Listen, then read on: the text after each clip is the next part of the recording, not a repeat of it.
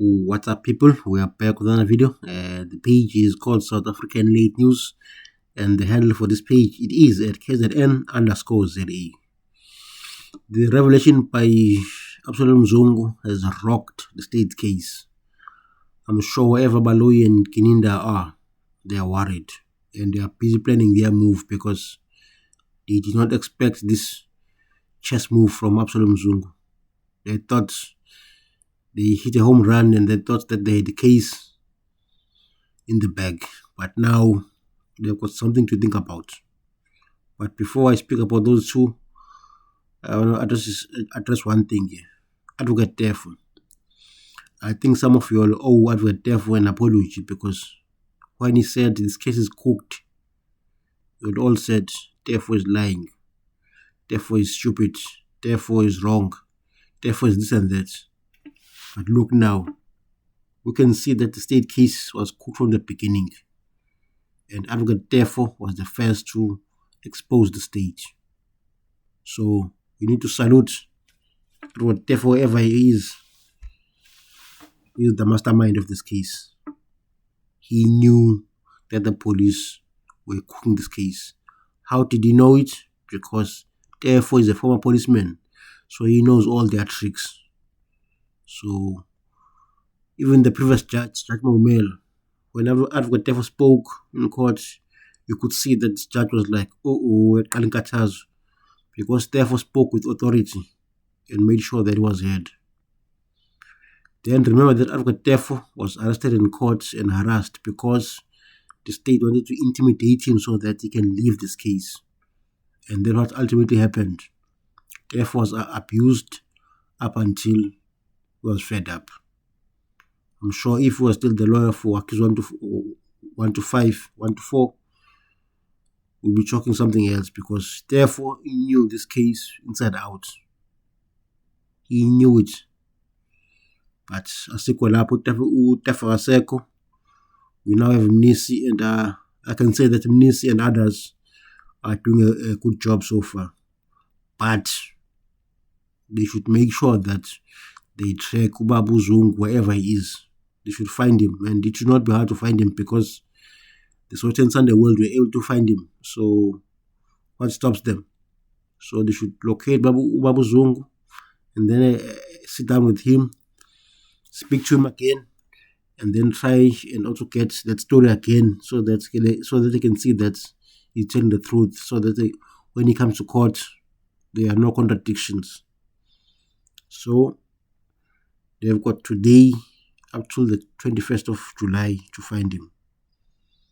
And then he should come to court and then tell the court what Kininda tried to do to him. He said he offered money to testify and then say accused 1 and 2 were involved in the killing of Senzo Meyiwe. So the police wanted Ubabu Zungu to implicate Untanzi and Musibiya. But Ubabu Zungu, as a man of honor and a man of integrity, he said no, angifuni kwenza lokho because I am not a dishonest man. So I salute Ubabu Zungu for being honest. I can say, I wish I could say the same about his son, Constable Skumbula Zungu. He's something else. His father says his son told him in his face that, Baba, if you testify against Untanzi and Sibiya, you're going to help me to get a promotion in M17. So Constable Zungu was willing to use his father for the sake of getting a promotion. What type of a man is that? Shameless. He tried to make an old man to make a false statement. What type of a policeman is that? Shame on you, Constable Zungu. But Baloyi, he should have realized that his case was weak from the beginning. The first sign that Baloyi should have seen was the statement of Mngomhlophe. Had he read the statement and focused on it, he would not have charged these 5 men. Based on the statement by Mngomhlophe, we know now that it is alleged that Tubana Madlala phoned him and said Sezamo has been shot by mistake, allegedly by Longotwala. This happens when Sezamo was trying to separate the fight between Longotwala and the then girlfriend Zandi Kumalo. The gun went off and then Senzo was shot by mistake and then he lost his life. That is the statement by Mlungisi Hlophe. That statement was missing for about 4 years up until Usfusamaniwa spoke to NCA, SAPC, and Newsroom Africa. He spoke out and told the truth and said that statement has been missing from the dockets and something has to be done. That statement was found and then it was later given to the defense. But it shows that the state will try by all means to hide that statement because that statement contains the truth. So Baloyi should have focused on the statement and then interrogated all the people that were in the house when Sezamo lost his life. The truth lies with them. That is a fact. Warren Officer Makubo said the people in the house were responsible for the death of Sezamo, and he was right. So Baloyi ignored those small signs that were there. Secondly, Baloyi also ignored a very important factor in this case. I'm not sure why he did it, but he did it. Some people are saying that Baloyi ignored some facts because he wanted promotion. The same for Kininda. They know that if they get a conviction in this case, they might get a conviction, they might get a promotion M17. That's why they ignored certain facts in the case. As I said, Baloyi ignored important clue, the DNA evidence.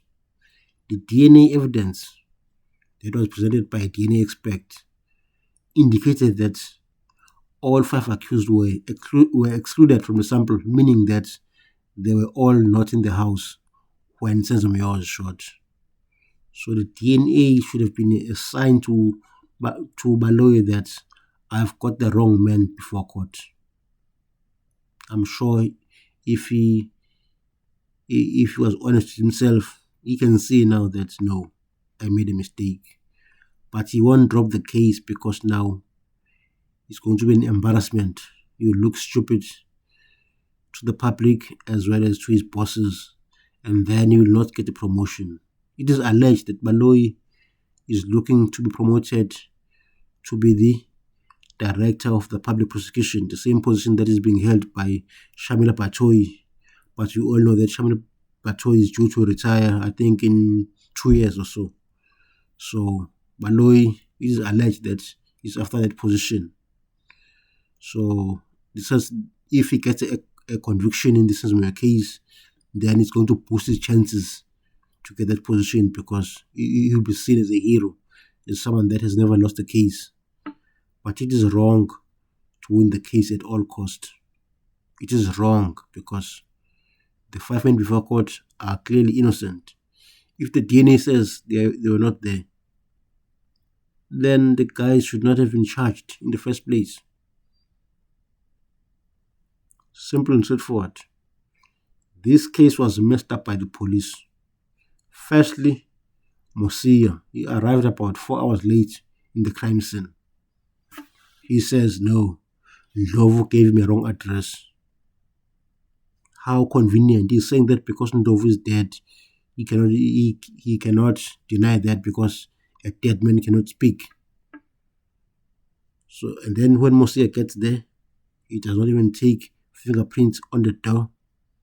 He does not take some swab in the kitchen.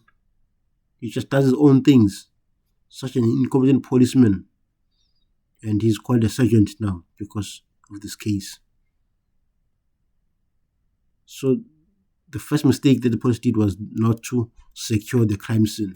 Even the police that came after everyone had left for hospital, I think it was Mtetwa and someone else, they came to the crime scene, they just looked and then left and followed everyone to the hospital, leaving the crime scene unattended. And that's when Mapiri cleaned the crime scene. She cleaned the entire blood that was on the floor. By the time the forensic experts came, they found very little blood. Why? Because the police never secured and covered the crime scene. They were just clueless and stupid. That's the only way to describe them. I'm not sure why they went to hospital, because they could have waited in the crime scene, because everyone was going to eventually return to the Khumalo household, and then they could speak to them. Even at the hospital, they did not get any statements. So what was the point of going there? Such stupid cops. So I'm hoping that the defense are going to track Ubabu Uzungu and then speak to him, and then get that story once again, so that when they get to court, Ubabu Uzungu does not contradict himself. That's very important. And thereafter, the defense must also track Mlungisi Hlophe, because his statement will work in favor of the defense. Mlungisi Hlophe's statement will work in favor of the defense. Once he comes to the stand and says that Mr. Madlala said Longotwala is the one that shot Senzo by mistake, then that will create doubt in the judge's mind. So Hlophe, he must be located as well, but I'm sure it's going to be easy to find him, because he was married to Senzo Meyiwa, so they will find him very easily. So that is very important. And then I think the defense will have to subpoena Longotwala to come before court, because I don't think he will come voluntarily, because Baloyi and others are going to speak to him. So the defense have to track down Longo wherever he is. And they've got a very few questions for Longo, to be honest. The first part that they have to ask him is, did you or did you not shoot Senzo Meyiwa? Then he can answer for themselves, and then explain why he was the first one to run out of the house when the intruder came in the house. Remember that we were told that Longotwala ran out, but the intruders did not shoot him or chase him. So I'm not sure what type of Nkabis will just let a person run out in front of them and then not chase him. So Longotwala will have to explain that as well. And then secondly, remember that Longotwala also said that the gun that shot Senzo Meyiwa had a will. So they must get Longotwala to say that under oath, and that will bring some doubt in Chatalata's mind. So Longotwala is very important. Then the last question that they can also ask Longotwala is for him to confirm if it's him that's on that video that was played in court by Gininda. Remember that short video? I think it was about 34 seconds. If he says it's me, then it's fine. It means he was never shot. He never shot himself on the leg, as per Mngome Zulu. So if he comes to court, he can tell the court if he did shoot himself or not, instead of calling that witness from NCA to verify the video. That guy from NCA, we are told that when Senzo was shot, he was working in China. So how can you ask someone that was in China to verify something that happened in South Africa? So you can see to Ubalo Ilalanju, we are staggered, to plainly put it. That video from ENCA has to be verified by either by the person that was the cameraman, because he was there, he's the one that took the video. Alternatively, the reporter that was there with the cameraman. The reporter can say, yes, I was there, I remember that this day, yes, I saw Longotwala walking, his leg was not moving funny, so and so on. Not this witness that they're gonna bring. So if the defense can subpoena Longotwala, just ask those 3 questions. it will be very important for the state case. And then I'm sure Kel Kumalo would just come if they call it, because they're gonna ask her, Kel Kumalo, did you hire these men to analyze Senzomayo? I'm sure Kel Kumalo will say, no, angibazi labantu. Then the second question, did you pay these men any money? Kelly will say, no, angibazi, how and why would I pay such people? I'm sure Kelly Kumalo will come. And then the last question is, did you phone accused number 5 on this date and so on? Kelly Kumalo will obviously deny that. And that will work in favor of the defense, because the person that is alleged to have been made to be the one making a phone call would have denied that. Not the rubbish that we were told by Colonel Steyn. We all know that Colonel Steyn changed the format of that Section 205. The format came in a form of PDF file, but he changed it to Excel so that they can insert that fake communication between Kelly Kumalo and accused number 5. But if Kelly Kumalo comes to court and denies it and says, no, I didn't phone this guy, then that's the end of it. Accused number 5 would have been vindicated, and then you would be found not guilty based on that evidence by Kelly Kumalo alone. Because there's no bank links. Kelly never paid accused number 5 anyway. So if she comes in and tells it in her own words in court, it will add more substance, more liability for the defense.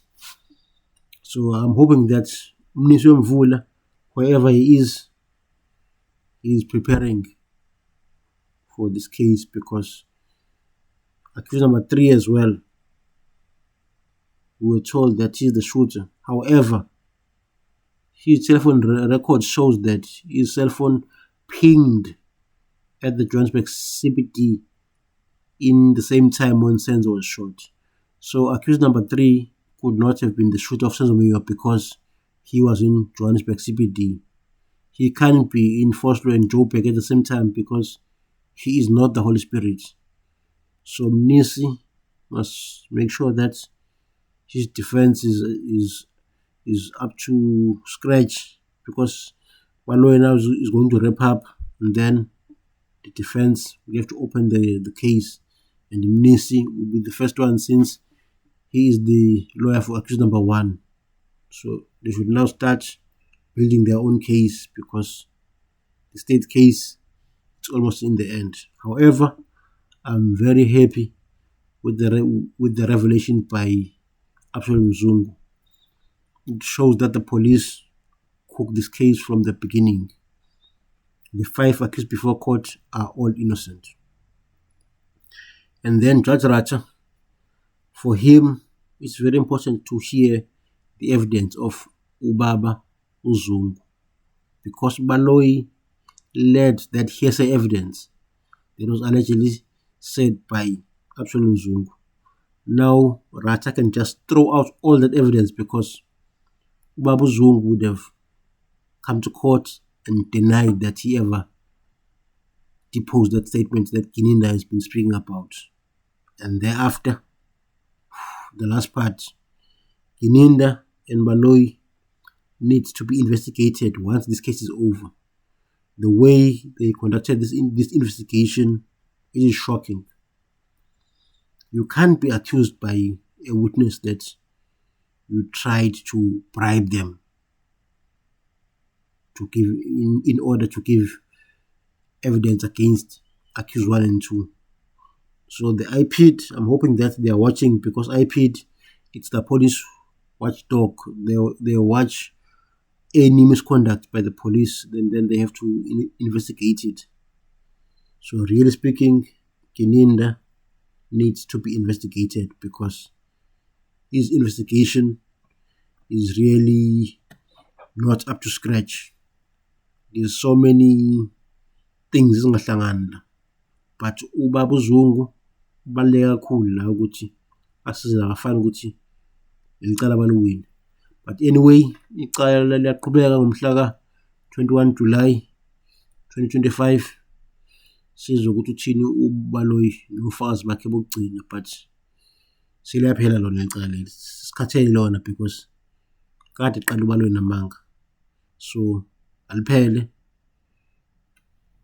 Then we move on to docket 375.